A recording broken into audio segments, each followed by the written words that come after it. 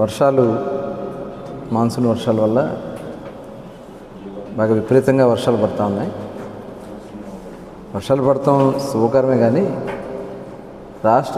Last గవర్నమెంట్లో సరిగ్గా irrigation projects manage చేయడం కారణంగా ఇవాళ ఎక్కడికక్కడ కట్ల కొట్టుకుపోయి ఎక్కడికక్కడ ప్రజలకి అసౌకర్యంగా కొద్దిగా మారింది, కొద్దిగా ఇబ్బంది అవుతుంది. కానీ చాలా అప్రమత్తంగా ముఖ్యమంత్రి గారు చంద్రబాబు నాయుడు గారు దీని మీద ప్రత్యేకంగా అధికారులందరూ కూడా అప్రమత్తం చేసి ఇమ్మీడియట్గా వాళ్ళకి అక్కడ అన్ని కావాల్సినటువంటి సదుపాయాలు ఏర్పాటు చేయటం. కేవలం ఇది గత ప్రభుత్వంలో జగన్మోహన్ రెడ్డి తప్పిదమైంది.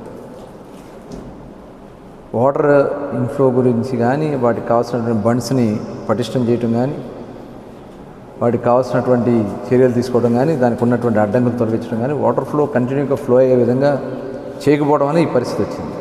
కాలువల్లో మట్టి తీయకపోవడం వల్ల కానీ, రివర్స్లో సరిగ్గా మేనేజ్మెంట్ లేకపోవడం కానీ ఈ పరిస్థితి వచ్చింది. మరి ఎంత ఇబ్బంది వచ్చినా, ఎంత వర్షం వచ్చినా కూడా ఇబ్బంది లేకుండా చేయాలనేది రాష్ట్ర ముఖ్యమంత్రి గారు అధికారులందరూ కూడా ఆదేశించారు. ఉమ్మడి కృష్ణా జిల్లాలో ఇటు ఎన్టీఆర్ జిల్లా కానీ, ఇటు కృష్ణా జిల్లాలో కానీ వర్ష శాతం దాదాపు 33, 34, 50 లోపు నమోదైందని చెప్తున్నారు ఈ 2 రోజులుగా. ఎక్కడ కూడా పెద్ద ఇబ్బంది కలిగే పరిస్థితి అయితే ఎక్కడా లేదు. అయినా కూడా ఇంకా వర్షం పడినా కూడా ఇబ్బంది లేకుండా అన్ని ఏర్పాట్లు కూడా చేయడం జరిగింది. ఇంకా అగ్రికల్చర్ కూడా ఇప్పుడే స్టార్ట్ అయింది, ఇంకా పూర్తిగా అక్కడ సీడ్ వేసినటువంటి పరిస్థితి లేదు. కాబట్టి ఎక్కడైనా డ్యామేజెస్ అయితే ఇమీడియట్గా వాళ్ళకి ఆల్టర్నేట్ ఏర్పాటు చేస్తూ ఉన్నారు.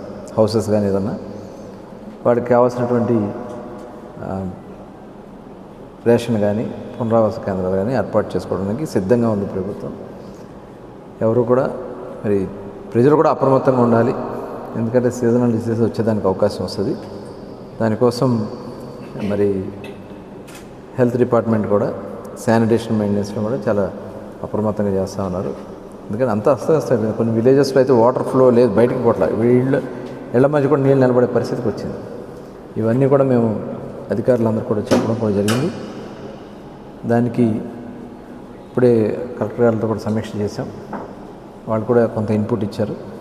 ఇంకా ప్రజల నుంచి కూడా దీనికి కావాల్సినటువంటి అన్ని విషయాలు, మరి ముఖ్యంగా ఎందుకంటే వర్షాలు ఎక్కువ పడటం వల్ల వరదలు కూడా ఎక్కువగా వస్తున్నాయి కాబట్టి మరి కృష్ణానదిలో కూడా ఆల్రెడీ ప్రకాశం బ్యారేజ్ దగ్గర కూడా ఈవినింగ్కి ఇంకా ఇన్ఫ్లో పెరిగేదానికి అవకాశం ఉంది.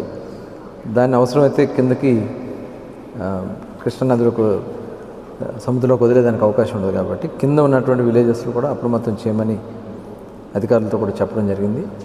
మరి ప్రజలందరూ కూడా అప్రమత్తంగా ఉండాలని చెప్పి కోరుతాము.